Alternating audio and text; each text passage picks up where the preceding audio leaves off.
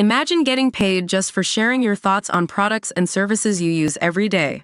With Survey Junkie, it's that simple. Click on the link in the video description to discover how you can start earning today by taking surveys. Deep in the Namibian desert sits an apocalyptic beach graveyard dubbed the Gates of Hell, where battered shipwrecks and decaying human bones lie. Once described as the land God made in anger, the cursed coastline is untouched by locals and left to fester in its dark tales of death, destruction and desertion. On the surface, Namibia's skeleton coast is a beautiful stretch of sandy dunes, but due to its prime oceanfront location, the spot has earned its number of eerie nicknames. Known locally as the end of the world, the sand has engulfed a number of doomed shipwrecked victims as their boats crash through the choppy waters, throwing them violently overboard. Thousands of washed-out skeletons, broken-down aircraft and abandoned ships line up the shores when the ocean tide is out. Crumbling remains of famous ships date back to 1904, with several ships carrying hundreds of unfortunate passengers on board who all call the skeleton coast their final resting place. For sailors who ended up washed ashore, the only way back to land was by going through an overgrown marsh that stretched for hundreds of miles, leading to several men trekking across the scorching and dangerous desert ultimately to their deaths. The skeletons sit side by side with animal remains from prides of lions to huge elephants who typically call the desert their home. The virtually unlivable landscape creates an ungodly and apocalyptic feel as dust storms and thick fogs fill the dry air daily.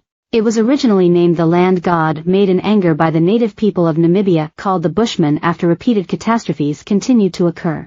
Nowadays, the only signs of existing human life along the strip of desolate land are decaying road signs buried under sand, abandoned oil rigs left to rot, and the sun-kissed carcasses of man, beasts, and ships. The coast covers the northern part of the Atlantic Ocean coast of Namibia to the south of Angola, from the Cunene River south to the Swakop River. Despite the signs of grisly death surrounding most who wander the shores, the wildlife is thriving on the beaches. Over 200,000 fur seals take up most of the coastline, with other mammoth beasts venturing across the golden Namibia, from elephants and lions to giraffes and hyenas. Even the endangered black rhino is able to live in peace on the land. Namibia has also declared 6,200 square miles of the coastline and deserts part of Skeleton Coast National Park, allowing for tours across the dunes. The views are so picturesque at the Skeleton Coast was even once ranked as having some of the world's best golden beaches by Beach Atlas. The travel site dubbed the land inhospitable yet fascinating and described it as the perfect example of nature always outliving man.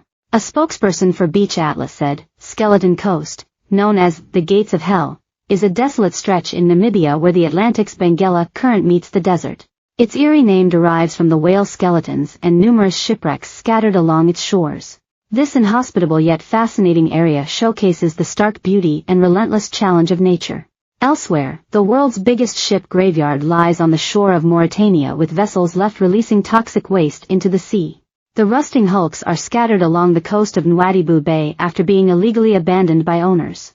Gertrude Worman II. The oldest known wreckage to ever wash up on the shores in Namibia is the Gertrude Worman II. The passenger ship lost its course on November 20, 1904, when it faced a thick fog as it quickly started to sink. A whopping 400 soldiers, horses and general cargo was believed to have been on board, but miraculously all of the humans survived. The wreck was visible on the beach up until 1912, before it disappeared underwater during a heavy storm. Eduard Bolin. One of the most famous wrecks in the desert is the German Worman Line ship dubbed Eduard Bolin.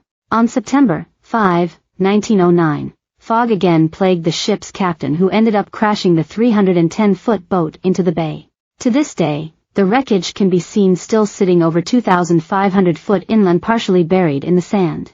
Dunedin Star. The British cargo ship weighed an extreme 13,000 tons and was a pivotal vehicle during WW2 until it met its demise in November 1942.